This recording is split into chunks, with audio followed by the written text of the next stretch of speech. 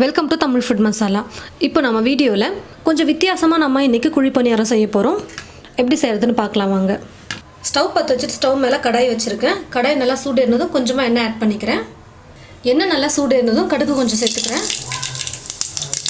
உளுத்தம்பருப்பு ஒரு அரை ஸ்பூன், கடலைப்பருப்பு ஒரு அரை ஸ்பூன் போட்டுக்கிறேன். பருப்பு நல்லா வறுபட்டதுக்கப்புறமா 2 பச்சை மிளகா கட் பண்ணி போட்டிருக்கேன். இப்போது ஒரு பெரிய வெங்காயம் கட் பண்ணி வச்சுருக்கேன், அதை ஆட் பண்ணிக்கிறேன். கொஞ்சம் கருவேப்பிலை போட்டுக்கிறேன். பாருங்கள், வெங்காயம் நல்லா வதங்கிடுச்சு. இப்போ நான் ஸ்டவ் ஆஃப் பண்ணிக்கிறேன். பார்த்திங்கன்னா ஒரு வெள்ளரிக்காய் நான் எடுத்து வச்சுருக்கேன். வெள்ளரிக்காய் ஃபஸ்ட்டு 2 பக்கமும் நம்ம இப்படி கட் பண்ணிக்கணும். ஏன்னா இதில் பால் இருக்கும், அதனால் 2 பக்கம் கட் பண்ணிவிட்டு கொஞ்சம் லைட்டாக இப்படி நம்ம தேய்ச்சோம்னா ஒரு நிமிஷத்துக்கு அதில் இருக்கிற பால்லாம் கொஞ்சம் வெளில வந்துடும். பாருங்கள், உங்களுக்கே நல்லா தெரியும்.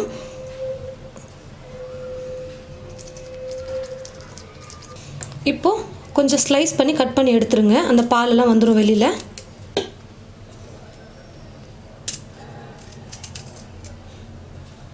இப்போ நம்ம வெள்ளரிக்காவை நல்லா துருவி எடுத்துக்க போகிறோம். தோல் வேண்டான்னு நினச்சிங்கன்னா தோல் எடுத்துடலாம், இல்லை தோலோடு போட்டால் கூட ஒன்றும் பிரச்சனை இல்லை. இப்போ நான் தோலோடு தான் போட போகிறேன். நல்லா இப்போ நம்ம துருவி எடுத்துக்கலாம்.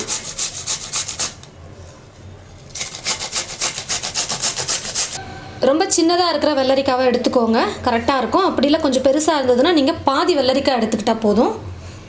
நான் இட்லி மாவை உப்பு சோடா உப்பு போட்டு நான் கரைச்சி எடுத்து வச்சுருக்கேன். இப்போது நான் துருவி வச்சுருக்கிற இந்த வெள்ளரிக்காவை இதில் ஆட் பண்ணிக்க போகிறேன். கூடவே நம்ம வதக்கி வச்சுருக்கிற இந்த வெங்காயமும் நம்ம சேர்த்துக்க போகிறோம்.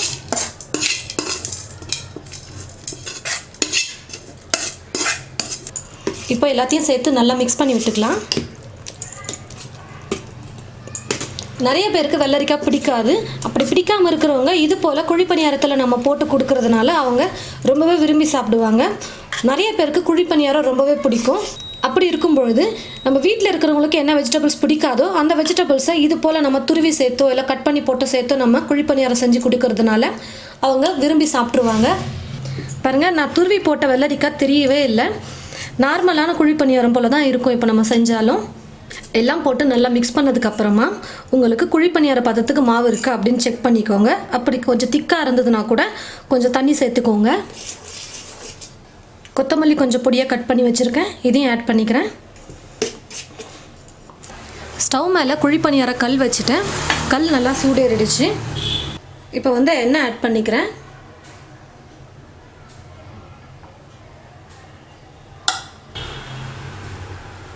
எண்ணெய் ஊற்றி ஒரு 30 செகண்ட் ஆச்சு. எண்ணெயை நல்லா சூடேறிடுச்சு. இப்போ நான் குழி பணியாரம் ஊற்றிக்கிறேன்.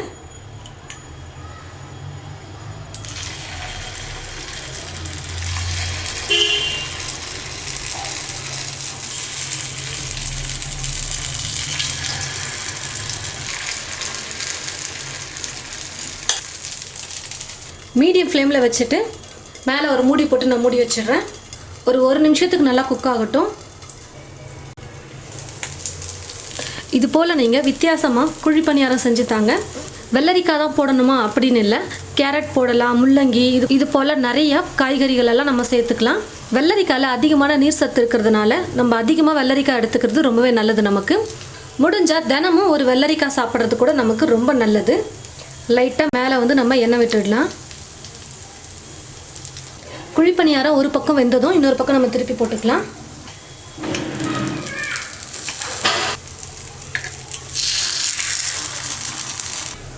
இப்போது இன்னொரு பக்கமும் நல்லா வேகட்டும். நம்ம குழி பணியாரத்தை திருப்பி போட்டதுக்கப்புறமா எண்ணெய் வேணும்னா சேர்த்துக்கலாம். அதிகமாக ஆயில் வேண்டாம் அப்படின்னு நினைக்கிறவங்க எண்ணெய் சேர்த்துக்க வேண்டாம். நான் இப்போ எண்ணெய் சேர்க்காம தான் செய்கிறேன். ஒரு முறை மட்டும்தான் நான் எண்ணெய் ஆட் பண்ணியிருக்கேன். இப்போ குழி பணியாரம் 2 பக்கமுமே நல்லா வெந்துருச்சு. இப்போ நான் குழி பணியாரத்தை எடுத்துடுறேன்.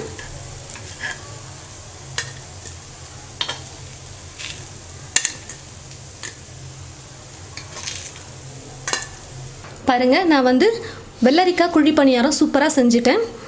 நான் செஞ்சுருக்கிற குழி பணியாரம் 2லேருந்து 3 பேர் நல்லா ஃபுல்லாக சாப்பிடலாம், அந்த அளவுக்கு நான் செஞ்சுருக்கேன். ஒரு வெள்ளரிக்காய் இருந்தாலே போதும் 3 பேர் நல்லா ஃபுல்லாக சாப்பிட்றதுக்கு. இப்போ நம்ம குழி பணியாரம் எப்படி இருக்குன்னு பார்க்கலாம். பாருங்கள், நம்ம போட்டிருக்கிற வெள்ளரிக்காவே தெரியல சுத்தமாக. நார்மலாக நம்ம எப்படி குழி பணியாரம் செய்வோமோ அது போல தான் இருக்குது. இப்போ நம்ம டேஸ்ட்டும் பார்க்கலாம்.